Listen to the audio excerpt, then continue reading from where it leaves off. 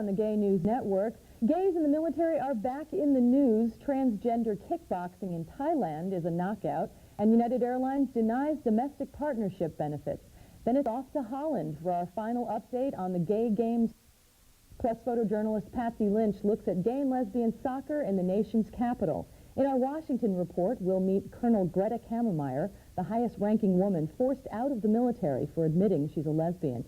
Later, we'll take a road trip to West Virginia, where we'll meet a gay couple who run a sanctuary for wayward potbelly pigs. In our latest installment of The Gay Agenda, host Matt Hutchison leads a discussion on the politics of sexual orientation. All of this and more on this edition of GNN, your source for gay news from the nation's capital.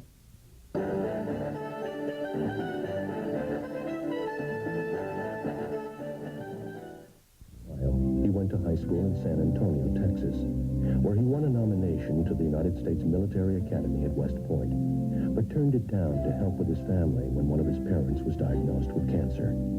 At the age of 20, he enlisted in the Army. In Operation Desert Storm, he was a military journalist behind the lines.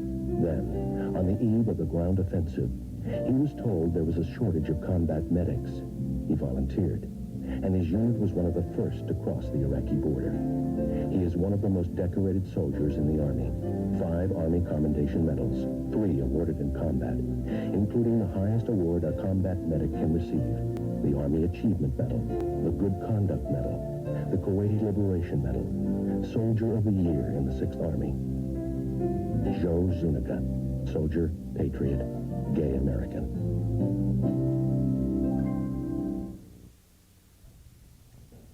Thanks for joining us for another episode of the Gay News Network. I'm Joe Liberatore. And I'm Holly Landau. Topping our list of international news, final preparations are underway for the athletes who will soon arrive in Amsterdam for the opening ceremony to the 6th Gay Games. This is the first Gay Games in Europe. It's also the largest lesbian and gay cultural and sporting event ever held. 15,000 participants and over 200,000 visitors are expected to enjoy the Games this year. The sports competitions range from track and field to ice hockey and weightlifting. The arts events include storytelling, cooking with the stars, and a 3-day women's festival. In a related story, friendship through culture and sports is more than just a slogan for the Gay Games. The cultural program is the biggest in the history of the event. Over 40 exhibitions, 4 festivals, and several art projects are planned for Amsterdam. 6 artists from Russia, India, Germany, and the U.S. were commissioned to design posters that portray the spirit of the Games. If all of this isn't enough to make you take off for Europe, well, how about a personal invitation from the mayor of Amsterdam to the land of friendship and flowers? Amsterdam welcomes the Gay Games. Welcome to Amsterdam, 1st to 8 August 1998.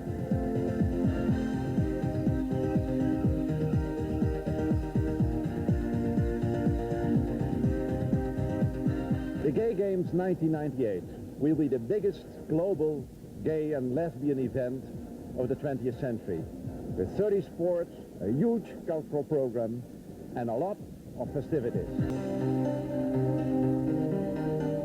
The city of Amsterdam welcomes the 5th Gay Games, and we are very proud that we can host this event.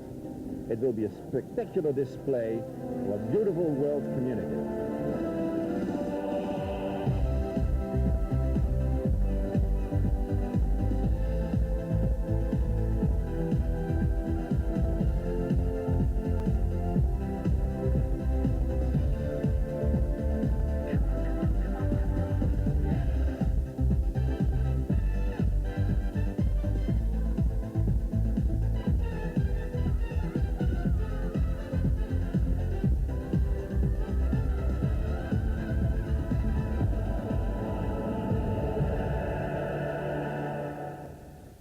Of course, many of us won't be able to take him up on the offer, but don't despair. The Games will be carried live on Glow Radio, an internet radio service. The real audio format is used to broadcast the latest news of gays and lesbians on the internet. Glow Radio, a part of Planet Out, recently received the 1998 Gay and Lesbian Alliance Against Defamation, or GLAD, Media Award for the best interactive programming. Glow Radio can be found at keyword Planet Out on America Online or www.planetout.com. In 1996, the Associated Press reported that 2 transgendered athletes were kicked off of Thailand's national volleyball team due to concerns that they would attract negative publicity to the sport. Attitudes have changed for the better, it seems. A 16-year-old transvestite recently won his kickboxing debut, fighting in the capital city of Bangkok. The 140-pound kickboxer said, "Don't be distracted by my looks. This smile has knocked out 18 boys." The youth with scarlet hair and fingernails handily defeated his opponent before a sellout crowd of nearly 10,000 fans. Controversial gay issues are keeping the spotlight on Zimbabwe. The country's Supreme Court ruled that its former president must stand trial for criminal charges by 11 men who claimed that he raped and sexually harassed them while serving as president during the 1980s. Even if consensual, homosexual acts are illegal in Zimbabwe and punishable by up to 10 years in prison. Previously, the spotlight was on executive president Robert Mugabe. The leader drew international criticism when he tried to prohibit gays and lesbians from displaying information at the nation's International Book Fair. Recently, the Vatican was rocked by the murder of one gay man and the suicide of another. According to a Reuters report, a ceremonial usher for Pope John Paul II was recently found bludgeoned to death in his apartment in Rome. The 67-year-old gay Italian man is believed to have been the victim of a gay pickup crime. Just 5 days later, another gay man doused himself with gasoline and set himself on fire in Vatican Square, just steps from St. Peter's Basilica. He had left behind a note that stated he was gay and had set himself on fire to protest the Catholic Church's ban on gay relationships. According to an Italian gay rights organization, both incidents could have been averted if the government and religious institutions had been more supportive of the needs of gay people. Turning our attention now to national news, on again, off again, now on again. The 4th March on Washington, D.C. for lesbian and gay rights is set for the year 2000. The march has been named Millennium March on Washington for Equal Rights, and it is being co-sponsored by the Human Rights Campaign and the Metropolitan Community Churches. The 2 themes of the march are families and faith. Some people in the gay community are concerned that stressing family and faith plays on the vulnerabilities of gays and lesbians, who often feel they don't get much support from family or from organized religion. The exact date has yet to be set for the march, but there is talk of having the march in October, just before the presidential election.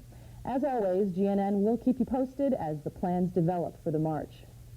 Thomas Glave, a young gay black man and creative writing student at Brown University, has won the prestigious O. Henry Award for his gay short story, The Final Inning. This marks the first time that the O. Henry Award, widely recognized as the most important short story prize in the U.S., has gone to a gay black writer for a gay-themed short story. Previous winners include William Faulkner, Ernest Hemingway, F. Scott Fitzgerald, and John Steinbeck. Discharges of lesbians and gays in the military have increased by 67% since 1994, when President Clinton first instituted a don't ask, don't tell, don't pursue policy.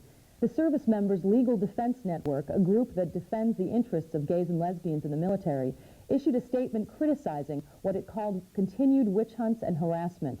The policy was intended as a compromise measure to prevent witch hunts and was as a retreat from Clinton's original 1992 campaign pledge to ban discrimination against gays in the military.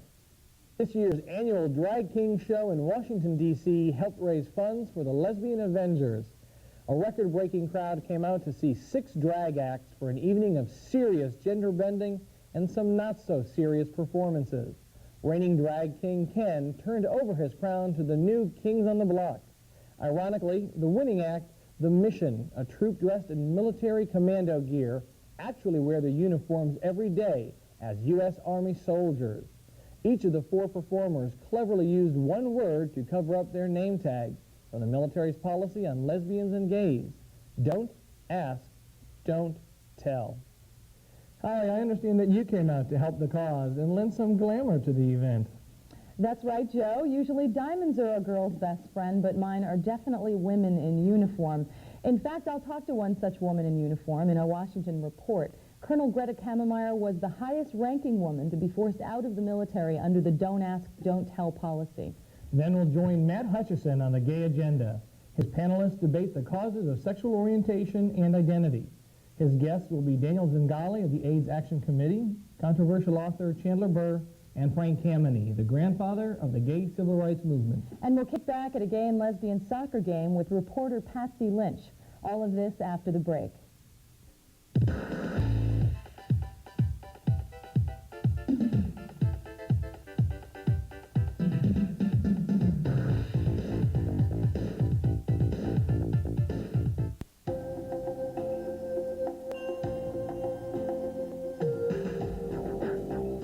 Gay and lesbian Americans, our rights, Our lives. are being challenged every day. As Americans, we can do something about it. Vote.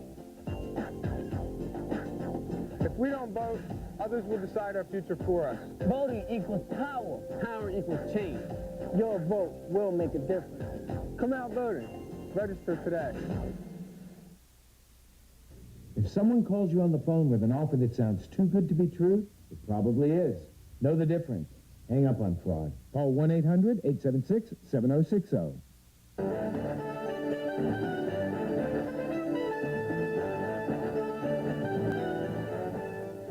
Welcome back to the show.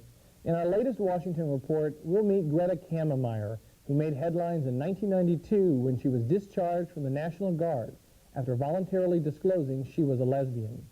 The Vietnam vet documented her fight to be reinstated in her autobiography, Serving in Silence, which was made into a TV movie starring Glenn Close.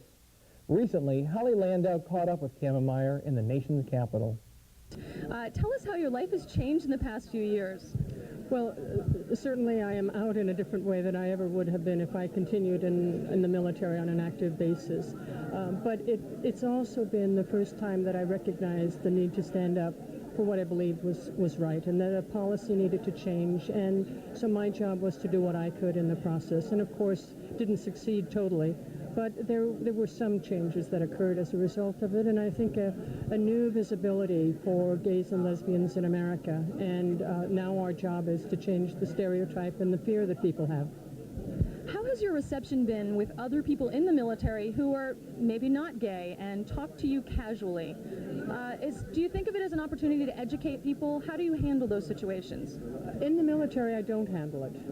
I abide by the don't ask, don't tell, don't pursue law. If anyone asks my advice, I suggest that they contact the Service Members Legal Defense Network here in Washington, D.C., and that we are all bound by that law.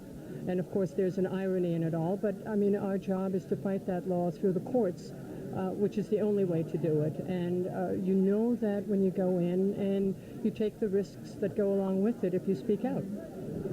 Do you consider yourself at this point to be an activist?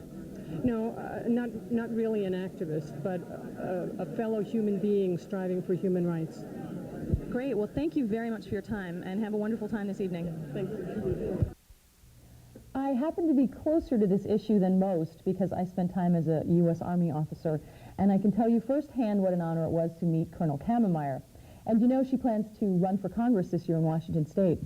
Well, she'll be in good company. Two other lesbians are also running for Congress, Christine Kehoe in San Diego and Tammy Baldwin in Madison, Wisconsin. Gay political issues aren't always cut and dry. They can get heated even within our own community, as you'll see next on the Gay Agenda. Host Matt Hutchison and guests debate the politics of sexual orientation. Is it a choice or genetically predetermined? And what does it mean to the gay civil rights movement? Joining us today, Chandler Burr, a U.S. News and World Report contributing editor and author of the controversial book, A Separate Creation. Frank Kameny, a longtime civil rights activist who coined the slogan, Gay is Good. And Daniel Zingale, executive director of AIDS Action, and a civil rights activist himself. Chandler, let's start with you. Is this the magic bullet we're looking for? I think that the use of the fact that sexual orientation is inborn is absolutely crucial. I think that really the debate comes down to this. There are a whole list of things that people say about sexual orientation. This is the fundamental one, the fundamental question that exists. It is the question that everybody debates when they debate gay rights. And people will sort of talk about other things, but actually it always comes down to, are people born gay? And there are several things that one could say about this, but I think that the fundamental thing is that, for example, a very narrow question. Yeah, I think it's a very narrow question. I think it absolutely is. In the law, for example, an appellate judge said, lawyers are always looking, and judges are always looking for the correct analogy to make their judgments. And in this one, the question of the analogy is this a choice, a chosen alternative lifestyle, like Catholicism, or is this a disease, like schizophrenia, or is this basically an orientation, an aspect of who we are, like left-handedness or eye color? So you're saying it should hinge solely on the biological component? I think that it does. I think that both legally and politically, the only real question here is, are you born gay? The answer to that is yes. And that is the most important question. To the degree to which we communicate that to the American public, to that degree, we are victorious politically. Now, Daniel, I know you disagree. Well, I wish it were as easy as that, but it's not. The truth is, if policy were determined by science, we'd have needle exchange programs in this country and a lot of other things that make sense. It is useful because our adversaries, the Christian Coalition and others, have pinned part of their arguments on this notion that it's somehow a choice, and an immoral choice at that. But the fact is, those people who stand in the way of our civil rights will very quickly move to saying that even if we're born this way, we shouldn't act on it. If you look at the fact of racial discrimination or gender discrimination, it's quite clear that those factors are inborn, but it doesn't make the discrimination go away. Right, but the problem with that, which is essentially, my response to that is fine, but you're missing a central point, which is that empirically you can't say, objectively you can't say, that that position, which you just enunciated, which is essentially the position of the Catholic Church, which is fine. People are homosexual, but they shouldn't act on it. That's not defensible ethically. Right. But, all right, first of all, you're dealing here with bigotry and prejudice, which are inherently irrational. Whatever arguments come forward, they will find something else to counter them because they're not of a mood to change. The argument has been put forward in parallel, let's say, to the alcoholism, which is supposedly for some people genetic. That, oh yes, but you can avoid drinking, and that therefore we're supposed to be voluntarily celibate for all of our lives, which is a nutty idea. But underneath that, the argument has to be put forward that completely voluntary choices, which homosexuality is not, but even if it were, are themselves permissible and should be allowed. The fundamental moral principle for our country comes out of the Declaration of Independence, the inalienable right to the pursuit of happiness, and if my happiness is being gay, I have a right to pursue it, and without adverse consequences whatever. Chandler, it brings up the point then, if most people today agree that it is inborn, if you will, then why don't we have these rights already? Well, I'm not sure that that's such a... We're working toward the rights. Our civil rights movement, the speed at which we're operating is absolutely incredible. I think that everybody would agree that. We're progressing very, very rapidly. I agree with that, but Chandler, if we delude ourselves into thinking that this scientific fact alone is going to take us over the finish line, it won't. We're going to have to get as organized and as strategic as the Christian Coalition and others. It won't just hinge on this. That's right. You base it on this, and I really disagree with you, Frank, when you say, oh, well, we should, keep in mind these things. I think that that's very distracting. That is not our debate. Our debate is the elimination of discrimination on sexual orientation, and that comes down to the question: what is sexual orientation? Because it comes down to what is going to be politically pragmatic, and that is not always the rational answer which you are pursuing. And in the end, for one thing, our own people, and I've been railing about this for years, don't have our rhetoric really fine-tuned to be effective the way it should be. We're not getting at their arguments. That's the way to get at their arguments. I monitor the homophobes to a considerable degree. They themselves have been retreating from the choice argument in recent times. They have. You don't hear it nearly as much as you did as little as 6 months ago. And they are finding other things. But that's the beauty of the thing. Let them find other things. They have then basically destroyed themselves because they've had to switch from something which was absolutely central to their arguments. This is a choice, and a frivolous one, an immoral one at that, and all that sort of thing. And if they then have to go and say, oh, well, arguendo, it's a choice, but it might not be a choice, but if it's not, then it's something else. Well, please, you've lost the debate. You know what they're getting at? They object to the equation of homosexuality and heterosexuality, that in their terms, these are the moral equivalents, that homosexuality is fully as healthy and valid a, whichever you want, choice, lifestyle, or whatever, as heterosexuality. Orientation, whatever words they use, and they use varying ones. And what we have to watch out for is, they will insist that homosexuality as a status, as conduct, as whatever, is inferior to heterosexuality, and very subtly, if we don't take steps, the next argument will be, because they will have no other place to go, that therefore gay people are second class and inferior to heterosexual. Daniel, do you agree? And that's going to get dangerous. I want Daniel. Daniel, do you agree? I think Frank's right. I think that they will rely, and when they no longer have this choice argument, and there's increasingly they don't, they will rely on the fact that, unfortunately, a majority of American people still don't understand that gay people are equal and should be equal, and we have to make the argument that discrimination is wrong and homosexuality is not. I guess the bottom line here is, regardless of how we get there, let's just get there and get there quick. And we are getting there to consider. For the Gay Agenda, I'm Matt Hutchison. After these messages, the Gay News Network continues with a visit to West Virginia to meet a gay couple that operates a potbelly pig sanctuary. We'll kick around the topic of gay and lesbian soccer and then go behind the scenes with comedian Suzanne Westenhoefer, where we'll get makeup tips for lipstick lesbians. Or anyone else who wants to wear lipstick.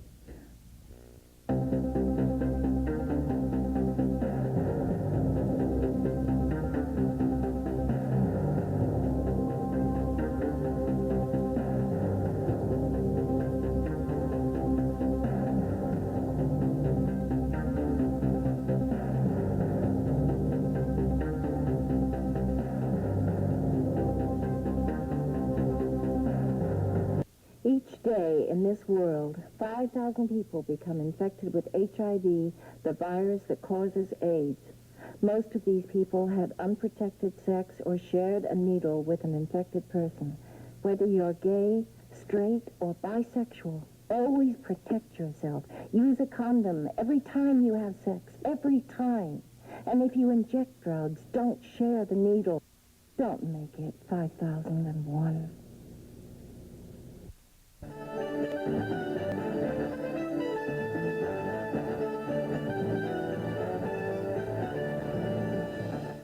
Photojournalist Patsy Lynch looks at gay and lesbian soccer in the nation's capital.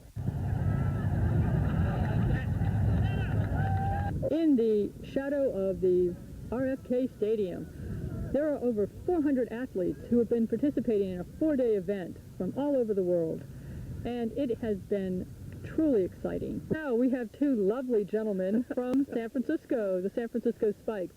My name is Ed, and I have been playing soccer since I was 7 years old, and so I've known I'm a soccer player a lot longer than I've known I was gay. Okay. And love it. This is my first tournament. I've loved every minute of it. Had a great time. My name's James Kennedy, and like Ed, I've been playing since kindergarten, and I actually took a break after, well, I played some intramural in college, and then I've been living in San Francisco for 10 years. It took me like about, 4 or 5 years before I kind of found the team, and we have a lot of fun, just going out even on Saturdays and getting together and playing soccer, and have had a great time at this tournament. Well, I started playing soccer when I was about 8, and played through college. All the teams I played on, I've really felt like the only gay person. That's most likely not true, you know, looking back. Probably when I meet these people again. But just having the camaraderie and the common bond of being gay, it's wonderful. And it's just a very joyous time. Ooh. The competition has been very intense, and I really enjoy good, hard, competitive soccer. And but more than anything, just really getting together and bonding with my teammates and meeting players from all over the country and Europe as well. All for one and one for all. All for one and one for all. Show the world how to play football. Show the world how to play football. London Stonewall. London Stonewall. London Stonewall. London Stonewall. London Stonewall. Hey! Yeah, I'm Petra Drenkert. I'm German. I live in Berlin. I'm currently the IGLFA's, the International Gay and Lesbian Football Association's vice president. I couldn't play today because I feel a bit unfit. No, I don't feel unfit, but my body is aching all the time. So maybe I just do all this organizational stuff in the future because I'm football mad. This is Patsy Lynch for GNN reporting from RFK Stadium during the 12th International Gay and Lesbian Soccer Tournament.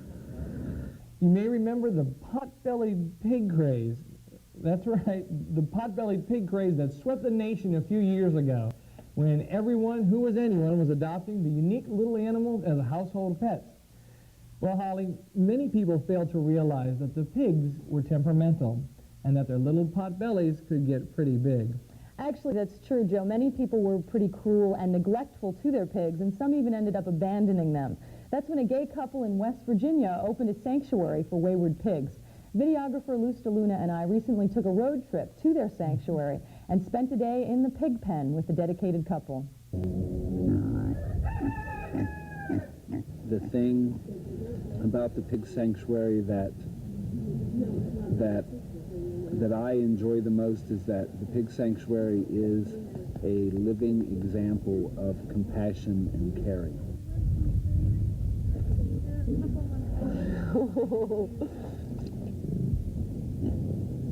I think we've had a big impact on a lot of people because we are a gay couple running this, and we don't make an issue of it. It's not something that we advertise or something that we tell people when they come here. It's just something that they figure out. But I think that when they come here and they see our compassion and our commitment to helping the animals, that they realize that you know, who I sleep with has nothing to do with what the pig sanctuary is doing here, and it has a big impact on them. They go out to schools and teach the little kids about pigs, and we should all respect and value other animals. We're not on this earth alone, so I think it's really wonderful.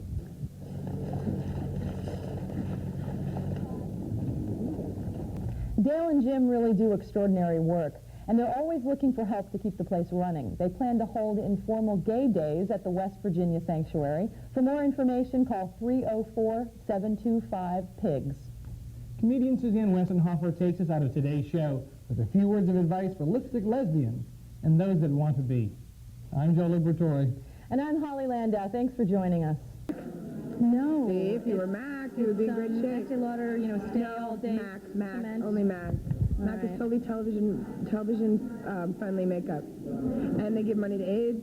I know, I saw that with that red, colored red. Yeah. But it doesn't matter what you buy; they're still doing it because they support AIDS groups and stuff. Okay, that's a good tip. Mac makeup is gay friendly, but it's also camera friendly. I use only Mac, and you'll love Del Rio and Retro. Try Retro. This is good. I never get them talking like I know. I never get tips tonight from at other 11. lesbians. This is great. Scary? I know. I like it. Listen to me. Totally get all MAC makeup. The only thing that's not good is their mascara, which you have to get either L'Oreal or Lancome. Okay. I think I'm having a pretty good mascara day. Yeah, absolutely. What are you using? Origins.